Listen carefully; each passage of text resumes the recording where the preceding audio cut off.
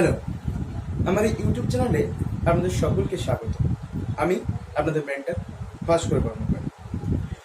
আমার যে ফিজিক্সের যে কোর্সটা চলছে সেটা ছিল কি সম্বন্ধে না, ফোর্স সম্বন্ধে। তো আমরা লাস্ট ভিডিওতে ফোর্স নিয়ে যেটা জেনেছিলাম যে নিউটনের তিনটে যে সূত্র, first law, second law and third law, এই তিনটে সূত্রের সাহায্যে আমরা ফোর্সের যে ব্যাপারটা সেটাকে মোশনের সঙ্গে কানেক্টেড, মানে সেটাকে লস অফ মোশন যে বলা হচ্ছে নিউটনের যে তিনটে সূত্রকে, এই তিনটে সূত্র সম্বন্ধে জেনেছিলাম। আর লাস্টে আমি এইখান থেকে শেষ করেছিলাম যে ফোর্স দু টাইপসের হয়, এক হচ্ছে কন্ট্যাক্ট ফোর্স আর একটা হচ্ছে আনকন্ট্যাক্ট ফোর্স। তো কন্ট্যাক্ট ফোর্সের এখানে যে পার্টগুলো আছে, অ্যাপ্লিকেশনগুলো, সেগুলো আমি এখানে লিখেছি, এবং আনকন্ট্যাক্ট ফোর্সেরও কিছু কিছু যে অ্যাপ্লিকেশন সেগুলো আমি লিখেছি। এছাড়াও আরও অনেক হতে পারে, ঠিক আছে। তো আমি চেষ্টা করেছি মোস্ট অফ দ্য এখানে লেখা, ঠিক আছে। তো আজকের ভিডিওটা এইখান থেকে স্টার্ট হবে, এবং আমি বলেছিলাম যে এই ভিডিওতে আমি স্কেলার এবং ভেক্টর কোয়ান্টিটির একটা সাধারণ ধারণা তোমাদেরকে দেবো অবশ্যই। তাহলে আজকের টপিক শুরু করা যাক, ওকে। তো আজকের ফোর্সের যে টপিকটা সম্পর্কে আমরা পড়বো, যে ফোর্স প্রধানত টু টাইপস, একটা হচ্ছে কন্ট্যাক্ট ফোর্স আর একটা হচ্ছে আনকন্ট্যাক্ট ফোর্স। এই সব কিছু এই দুটোর মধ্যেই বাকি যাবতীয় ফোর্সের যে ফেনোমেনাগুলো সেগুলো এক্সিস্ট করছে। মানে অনেক ধরনের ফোর্স হয়, সেই ফোর্সগুলোকে মোটামুটি এই দুটো ভাগেই আমরা ভাগ করেছি, মানে একটা জেনারেল করেছি আমরা। আচ্ছা, কন্ট্যাক্টের মধ্যে কি কি পড়ছে? Friction force, applied force, normal force, tension, spring, coupling, extra. Contact force আনকন্ট্যাক্টের মধ্যে কি কি পড়ছে? Gravitational force, nuclear force, magnetic force, electrostatic force, centrifugal force, centripetal force, extra, আরো অনেক আছে। আচ্ছা, এইবারে আমি এখানে যে কথাটা লিখে রেখেছি যে force is a vector quantity. Vector কি একটুখানি বলি। যখন আজ থেকে প্রায় কত বছর, প্রায় 200 বছর বা 2000 বছর আগে, 2 থেকে 2500 বছর আগে যখন ম্যাথামেটিক্স যখন ডেভেলপ হচ্ছে, তখন সেই ম্যাথামেটিক্সের যুগে একজন বিখ্যাত ম্যাথামেটিশিয়ান ছিলেন, যার নাম হয়তো আমরা খুব বেশি জানি না। তার নাম হচ্ছে ইউক্লিড। ইউক্লিড এমন একজন ম্যাথামেটিশিয়ান ছিলেন যিনি জিওমেট্রিক্যালি ভেক্টর স্পেসের একটা ধারণা দিয়েছিলেন। ভেক্টর স্পেস কি সেটা আমরা একদিন একটা আলাদা ভিডিও জানবো, কারণ ভেক্টর স্পেস, ভেক্টর অ্যালজেব্রা, এটা একটা সম্পূর্ণ এতটাই ভার্স্ট জিনিস যে জিনিসটাকে এক্সপ্লেন করতে গেলে প্রায় 10-20টা ভিডিও লেগে যাবে, ওকে। তাহলে এই ইউক্লাইড প্লেনের উপর তার যে সমস্ত জিওমেট্রিগুলো যে প্লেনে তিনি করেছেন সেটাকে ইউক্লাইড প্লেন বলা হয়, যার ইউজ আমরা এখনো পর্যন্ত অ্যাস্ট্রোনমি, অ্যাস্ট্রোফিজিক্স যে সমস্ত যে চ্যাপ্টারগুলো আছে আমরা সেখানে ইউজ করে থাকি। তো এই ইউক্লাইড প্লেনে যখন গিউস্টো ভ্যালভেটিস এক্সপেরিমেন্ট করছিলেন, তখন তিনি এই যে দুটো পয়েন্টের পেয়ার্স হিসেবে এই ভেক্টরটাকে ডিসক্রাইব করেছিলেন। এবং তারপরে হ্যামিল্টন, তারপর একে একে কচি, ম্যাথিউ ওব্রায়েন, অগাস্টা মোবিয়াস, এরকম একে একে অনেক বিজ্ঞানী আছে যারা ভেক্টর সম্বন্ধে তাদের অনুদান দিয়েছে, ঠিক আছে। এইবার ব্যাপারটা হচ্ছে, তাহলে ভেক্টর একটা কি, সাধারণভাবে তোমাদেরকে বলি, ভেক্টর হচ্ছে এমন একটা কোয়ান্টিটি যে কোয়ান্টিটির ডিরেকশনও থাকবে আবার ম্যাগনিটিউডও থাকবে। যেরকম আমি যদি বলি 10 কিলো চাল, তাহলে সেই 10 কিলো চালটা কি বোঝায় না, ওই পরিমাণ চালের ম্যাগনিটিউডটাকে বোঝায়, যে আমি 10 কিলো মানে 10 কেজি পরিমাণ চালকে আমি বোঝাচ্ছি। কিন্তু আমি যদি ফোর্সকে বলি, তাহলে শুধুমাত্র ম্যাগনিটিউড দিয়ে ফোর্সকে ডিফাইন করা অতটাও সহজ নয়। ম্যাগনিটিউডের সঙ্গে তার যে ডিরেকশন, সে কোন ডিরেকশনে মুভ করছে তার সেটাও আমার লাগবে। কারণ যদি একটা বস্তুকে আমি মুভ করতে চাই, তাহলে যদি এই বস্তুটাকে আমি এই দিকে মুভ করতে চাই, তাহলে আমাকে ফোর্সটাকে এই দিকেই আমাকে দিতে হবে। আমি যদি এই দিকে ফোর্স অ্যাপ্লাই করি, তাহলে এই বস্তুটা কিন্তু এই দিকে মুভ করবে না। তাই জন্যে ফোর্সের একটা ডেফিনেট ডিরেকশন হওয়া উচিত, যার জন্য এই বস্তুটা মুভ করবে।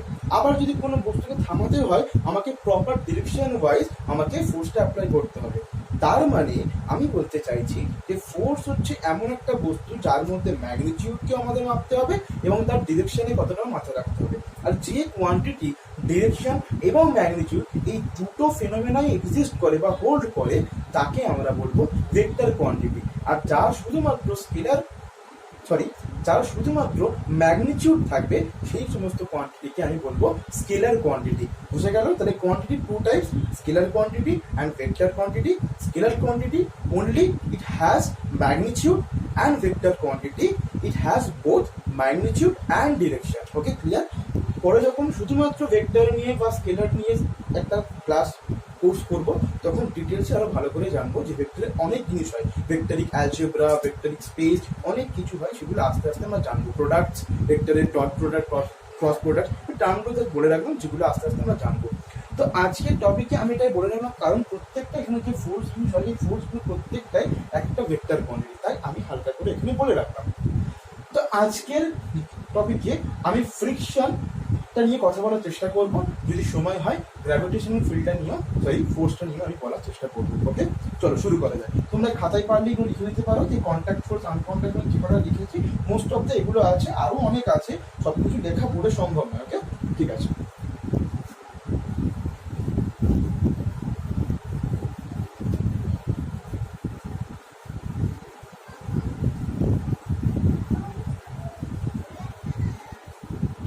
আমি কি বলেছিলাম যে ভেক্টর যে স্পেসটা যিনি মানে প্রথম ডিফাইন করেছিলেন ইউক্লিড, তিনি একজন খুবই বিখ্যাত ম্যাথামেটিশিয়ান, যার উপর ডিপেন্ড করে আজকাল প্রায় আজকালের যে ডেভেলপ ফিনোমেনাগুলো ওনার উপরেও বেস করে কাজ করে, মানে ইউক্লিডিয়ান স্পেসের উপরে নির্ভর করে কাজ করে। ঠিক আছে, আচ্ছা, মেইন টপিক ফ্রিকশন।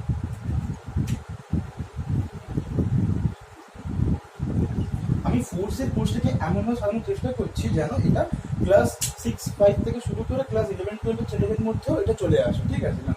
তো এমনি ওভারঅল ক্লাস 6-এর চ্যাপ্টারে ফোর্সের যে অ্যাপ্লিকেশন আছে সেটা আমি বলে দেবো, সেটা প্রেশার নিয়ে আছে, মানে ফোর্সের ফলে প্রেশারের কি কনফিগারেশন সেরকমভাবে আছে, সেটা আমি নেক্সট ভিডিওতে বলে দেবো। আজকে ফ্রিকশন নিয়ে আমি আলোচনা করি। ঠিক আছে, ফ্রিকশন আর সময় থেকে গ্র্যাভিটেশন নিয়ে আমি আলোচনা করবো। আচ্ছা, ফ্রিকশন কি? ধরে নাও এখানে একটা সারফেস আছে, এই সারফেসের উপরে তুমি একটা ব্লক রেখেছো। ঠিক আছে, এখানে একটা ব্লক আছে। এবারে এই ব্লকটার উপরে তুমি একটা ফোর্স অ্যাপ্লাই করছো, এই ব্লকটার উপরে তুমি একটা কি অ্যাপ্লাই করছো? ফোর্স অ্যাপ্লাই করছো। সেই ফোর্সটা যখন তুমি অ্যাপ্লাই করা শুরু করলে সেই বস্তুটা সঙ্গে সঙ্গে ধরো চলতে শুরু করলো না, সেই বস্তুটা সঙ্গে সঙ্গে ধরো চলা শুরু করলো না। ধরো তুমি এখানে একটা ফোর্স অ্যাপ্লাই করলে 5 নিউটন, তখন দেখছো বস্তু চলা শুরু করছে না। তারপরে তুমি 10 নিউটন ফোর্স অ্যাপ্লাই করলে, তখনও দেখছো চলছে না। এবারে তুমি ধরো 15 নিউটন বল অ্যাপ্লাই করলে, তখন দেখলে বস্তুটা আস্তে আস্তে চলতে শুরু করলো। তার মানে এই যে ফোর্স দুটো আগে তুমি অ্যাপ্লাই করছিলে এই ব্লকটার ওপরে, সেই ব্লকটা তখনও পর্যন্ত চলার জন্য সাফিসিয়েন্ট নিজের মধ্যে এনার্জি ক্রিয়েট করতে পারেনি এই স্টেটটাকে চেঞ্জ করার জন্য।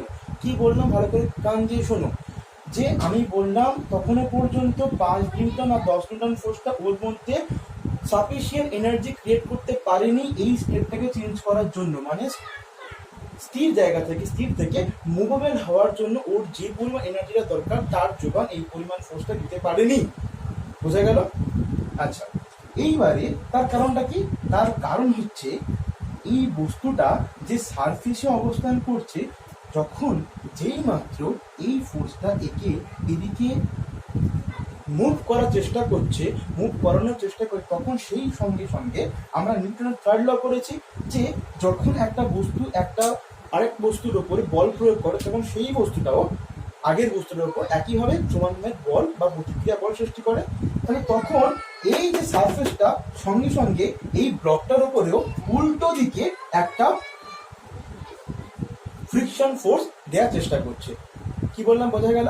মানে যেই মাত্র এই ফোর্সটা এই ব্লকটাতে দেওয়া শুরু হলো, সঙ্গে সঙ্গে এই যে সারফেসটা আছে এই সারফেসটাও এই ব্লকটার উপরে উল্টো দিকে একটা ফোর্স অ্যাপ্লাই করার চেষ্টা করছে। ঠিক আছে, সেটাকে আমি স্মল এফ দিয়ে ডিনোট করছি, মানে যে ডিরেকশনে ক্যাপিটাল এফটা কাজ করছে, এই যে ফোর্সটা সেইটা এই এফ এর অপোজিট ডিরেকশনে কাজ করছে, যেটা হচ্ছে স্মল এফ। বোঝা গেল কি বললাম? এই ব্যাপারটাকেই বলা হয় ফ্রিকশন। মানে তুমি যখন কোনো সারফেসের বিরুদ্ধে কোনো বস্তুকে মুভ করার চেষ্টা করছো বা তার স্টেটটাকে চেঞ্জ করার চেষ্টা করছো, সেই মুহূর্তে সেই সারফেসটাও ওই বস্তুর ওপর বিপরীত দিকে একটা বল ক্রিয়া করছে, যেই বলটাকে বলবো আমি ঘর্ষণ বল বা ফ্রিকশনাল ফোর্স। যেটা এই সারফেসটার কারণে হচ্ছে।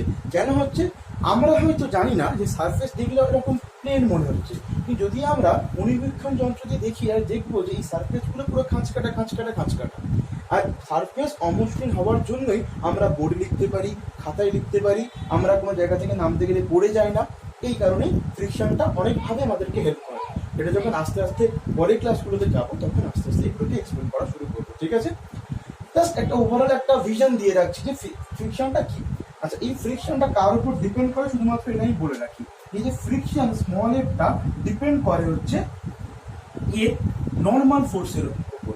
নর্মাল ফোর্সটা কি না, এই বস্তুটা ভালো করে লক্ষ্য করো, এই বস্তুটা এই সারফেসের উপর আছে, তার মানে এই বস্তুটা একটা ওয়েট আছে, নিচের দিকে কি কাজ করছে, এর ওয়েটটা কাজ করছে, তার মানে এর এই সারফেসের উপর একটা নিচের থেকে একটা ডাউনওয়ার্ড ফোর্স অ্যাপ্লাই করছে, মানে তার ওয়েটটা কাজ করছে, মানে এই সারফেসটাও ওর উপরে একটা ঊর্ধ্বমুখী বল কাজ করছে, যেটা আপওয়ার্ড, সেটাকেই আমি এন বলছি। আর এই এনটা যত বেশি হবে আমার ফ্রিকশন ফোর্সটাও তত বেশি হবে। তার মানে যত ভারী বস্তু হবে সারফেসের সাপেক্ষে তাকে মুভ করতে গেলে বেশি পরিমাণে ফোর্স অ্যাপ্লাই করতে হবে, যাতে করে তার মধ্যে সেই পরিমাণ এনার্জিটা স্টোর হয়, যে এনার্জিটা খরচ করে ও স্থির অবস্থা থেকে গতিশীল অবস্থায় আসতে পারে। একটু কথাটা ভালো করে সাজিয়ে নাও, আস্তে আস্তে বলছি যে ধরো যদি এই নিউটন এই যে এন এর মানটা, এই যে এন এর মানটা যদি বেশি হয় তাহলে কি হবে না, এন এর মান যত বেশি হবে এই যে ব্লকটাকে এফ তত পরিমাণ বেশি দিতে হবে, যাতে করে ও সেই পরিমাণ এনার্জিটা এখানে স্টোর করে ওর স্টেট থেকে অন্য স্টেটে যেতে পারে। বোঝা গেল কি বললাম? আর যদি তার মানে F proportional to N, N is a normal force, N is a normal force. এইবারে যখনই এই প্রপোর্শনাল চিহ্ন উঠে যায়, আমি জানি একটা কনস্ট্যান্ট আছে যেটা small is equals two mu N দিয়ে ডিনোট করা হয়। এই প্রপোর্শনাল এই কনস্ট্যান্টটা কি বলা হয়? মিউ, যেটাকে বলা হয় frictional constant. Friction constant, friction constant বোঝা গেল? এটা বলা হয় ঘর্ষণ গুণাঙ্ক, বাংলায় বলে ঘর্ষণ গুণাঙ্ক। আচ্ছা, ঘর্ষণ গুণাঙ্কের সংজ্ঞা আমি কি করে পাবো? ঘর্ষণ গুণাঙ্কের সংজ্ঞা আমি কি করে পাবো? খুব ইজিলি, একটু বুঝে নাও। ঘর্ষণ গুণাঙ্কের সংখ্যা আমি কি করে পাবো? আমি কি পেলাম? F is equals two mu এ, যেখানে মিউটা কি একটা কনস্ট্যান্ট, যেটাকে আমি ঘর্ষণ গুণাঙ্ক বলছি। তাহলে mu is equals to F by N. এবারে এন ইজ ইকুয়ালস টু যদি 1 আমি ধরে নিই, তাহলে mu is equals to F. তার মানে যদি একক কোনো বস্তু যদি সারফেসের উপরে 1 নর্মাল ফোর্স ক্রিয়েট করে, বা এরকম বলা ভালো, কোনো সারফেস যদি কোনো বস্তুর উপরে 1 নর্মাল ফোর্স ক্রিয়েট করে, তাহলে সেই বস্তুটার মধ্যে যে ঘর্ষণ বলটা সৃষ্টি হবে সেটাই হচ্ছে তার স্থিতকর্তার ঘর্ষণ গুণাঙ্ক। কি বললাম বোঝা গেল? যে যদি কোনো সারফেস কোনো বস্তুর উপরে 1 একক নর্মাল ফোর্স ক্রিয়েট করে, তাহলে তার মধ্যে যে পরিমাণ ঘর্ষণ বল সৃষ্টি হতে পারবে, বা সারফেস তার উপর যে পরিমাণ ঘর্ষণ বল ক্রিয়েট করতে পারবে, সেটাই হচ্ছে তার ঘর্ষণ গুণাঙ্ক।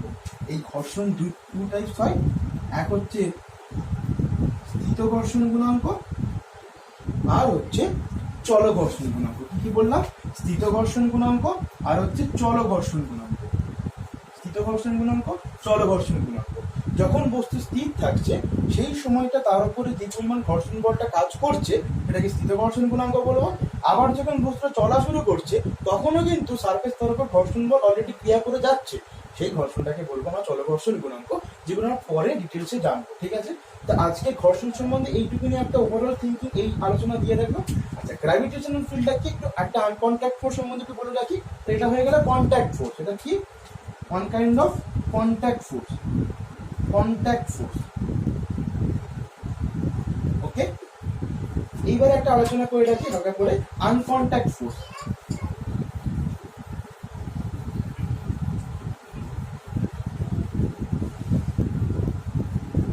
সেটা শুধু শুনে রাখো একটু, আমি জাস্ট ওই ইকুয়েশনটা লিখে দিচ্ছি। গ্র্যাভিটেশনাল ফোর্স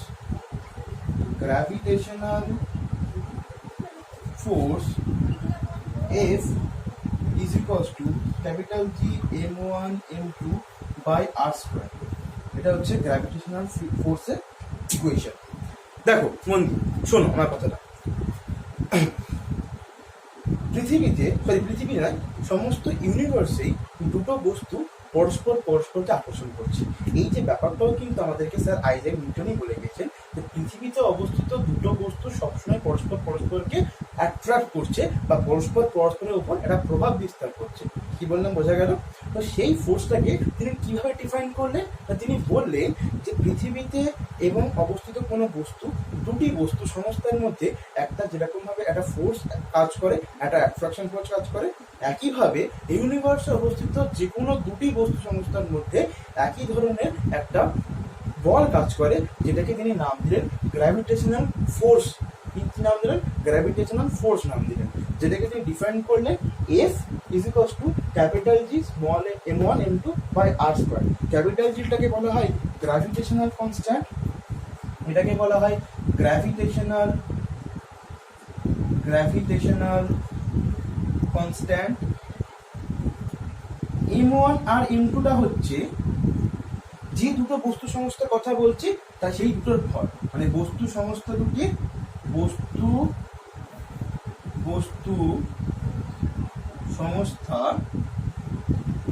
দুটির ভর। আর আর হচ্ছে ওই দুটো বস্তুর মধ্যে, ওই দুটো বস্তুর কেন্দ্রটাকে যদি আমি যুক্ত করতে হয় সরলরেখা দিয়ে, তাহলে সেই দূরত্বটাকে বলবো আর, যার 1/r স্কোয়ারের প্রপোর্শনাল হয় এই গ্র্যাভিটেশনাল ফোর্সটা। কিভাবে হয়, কি জন্য হয়, সব কিছু এক্সাম্পল দিয়ে ভালোভাবে বুঝিয়ে বলে দেবো। তাই জাস্ট একটুখানি বুঝে দেখো, গ্র্যাভিটেশনাল ফোর্স হচ্ছে এক ধরনের আনকন্ট্যাক্ট ফোর্স, যেটা পৃথিবীতে বা ইউনিভার্সে অবস্থিত যে কোনো দুটি বস্তু সংস্থার মধ্যে এক্সিস্ট করে, যেটার ভ্যালু হয় capital G m1 m2 by R square, যেখানে G gravitational constant, m1 m2 বস্তু সংস্থা দুটির ভর, এবং আর হচ্ছে তাদের দুটির মধ্যে সরলরৈখিক যে দূরত্ব, তাদের দুটির কেন্দ্রের মধ্যে যে সরলরৈখিক দূরত্ব, সেটা হচ্ছে স্মল আর। তো এটাই ছিল যে ফ্রিকশন সম্বন্ধে আমি বললাম এবং একটা আনকন্ট্যাক্ট ফোর্স সম্বন্ধে আমি বললাম। তো পরবর্তীকালে আমরা এইগুলো নিয়ে একটু এগোনোর চেষ্টা করব। তার আগে আমি কি করব না, ক্লাস 6-7 জন্য যে ফোর্সের যে অ্যাপ্লিকেশন তাদের বইয়ে আছে এর পরের পার্টে, সেটা আমি বলে দেবো প্রেশার সম্বন্ধে, এবং তার সঙ্গে কিছু সেন্ট্রিফিউগাল কিছু এনসিআরটির বইয়ে দেখেছি আমি, তো সেগুলো আমি ডিসক্রাইব করে দেবো। একদম সব কিছুই ফোর্সের মধ্যেই পড়ে, এবার সেগুলো যদি সবটা ডিসক্রাইব করতে চাই তাহলে পুরো এই কোর্সটা প্রচুর হয়ে যাবে, আর অন্য কোনো কোর্স চালু করা যাবে না। তাই চেষ্টা করবো শর্টলি ভালোভাবে যাতে ডিসক্রাইব করা যায়। ওকে, তো thank you for watching my channel, and এরকম ভিডিও দেখতে থাকলে please subscribe my channel. Okay, thank you so much.